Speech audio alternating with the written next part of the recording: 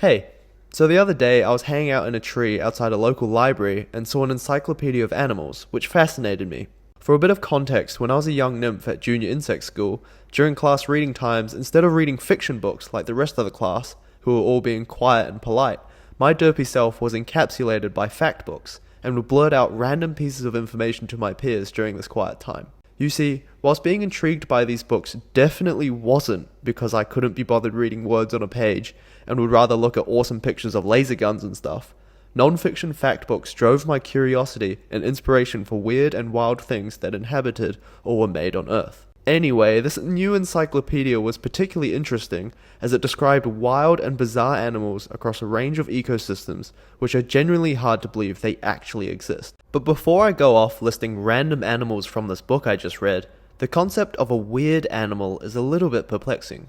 You see, an animal could be considered weird to humans because of their messed up and peculiar look, whereas in a scientific-based approach, a weird animal may be considered as looking totally normal, but has some means of reality-breaking mechanisms. So in this video, I'll consider both of these weird animal groups, and will bring some of these ridiculous-looking animals out of the dark and into your life, and spread some of the interesting information I have recently learned about them. First up is the glass frog. Whilst these little homies may look like regular, cute tree frogs, they have a particular adaptation which makes them quite unusual.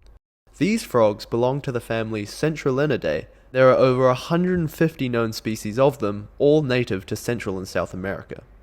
Most of them live way up in the rainforest canopies, which is probably why you haven't seen one unless you've been hiking through the jungle or spent a little too long scrolling weird nature subreddits. At first glance, they look like your average lime green leaf frog, but flip them over and suddenly it's like you're looking at a biology diagram. The underbellies are translucent, meaning you can see their internal organs. Yeah, heart beating, gut squirming, eggs developing, all just right there in your face. It's like if nature ran out of budget for frog skins and said, close enough. Scientists aren't 100% sure why they're transparent, but the leading theory is camouflage. The transparency helps them blend in with the leaves without casting a shadow, which is surprisingly high-level stealth for something that's 3 centimeters long and shaped like a gummy bear. Next up, we've got a bird species that looks like it dodged the meteor that wiped out the dinosaurs and just decided to survive for the next 100 million years. The shoebill stork. Native to the swamps of Central and Eastern Africa, these birds belong to the species Balaniceps rex, which literally translates to king whalehead. And honestly, not too far off. Whilst this thing's beak looks like it was modelled after a medieval battering ram, you can see the connection to a whale head or whale skeleton. What? Now, biologically, it's actually more closely related to pelicans than storks despite its name, but honestly, it kind of exists in its own weird category. Part bird, part nightmare muppet. It stands over 4 feet tall, has a 7-foot wingspan, and its stare alone can make an innocent criminal confess to a crime they didn't commit. One of the weirdest things, it can make this machine gun noise with its beak. Legit. Scientists think it's mostly for communication. Behavior-wise, they just stand completely still for hours, waiting to lunge at fish, frogs, or even baby crocodiles. Yeah, not even kidding. Crocodiles. It's bizarre, right? Like you can snipe other predators and animals, but have the energy of a teenager on a school morning. Alright, now we're entering straight up sci-fi territory. Meet the immortal jellyfish, Turritopsis dohrnii. With a name sounding like a Harry Potter spell, this creature lives quietly in oceans all over the world. It's tiny, like fingernail size, and completely unassuming. But when injured, stressed, or just tired of being grown up, this jellyfish can hit the biological equivalent of undo and revert back to its juvenile form. That's right, it basically de-ages itself, hence the name immortal jellyfish. This process is called transdifferentiation, which is a fancy term meaning it can reprogram its cells into different types. So like one day a muscle cell just decides, nah, I'm going to be a nerve tissue now, and it does. And scientists are fascinated by this jellyfish, because if we can figure out how it pulls off transdifferentiation, it might help us understand cell regeneration, aging, and even things like treating diseases. But for now, it remains one of nature's weirdest cheat codes, quietly dodging death in the ocean over and over again like it's farming infinite lives in a biology speedrun.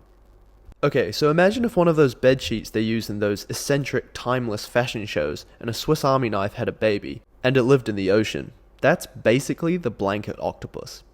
These guys float around the open waters of tropical oceans, and while females can grow up to 2 meters long and trail this massive iridescent sheet of webbed arms behind them like a living cape, the males are, like, thumb-sized.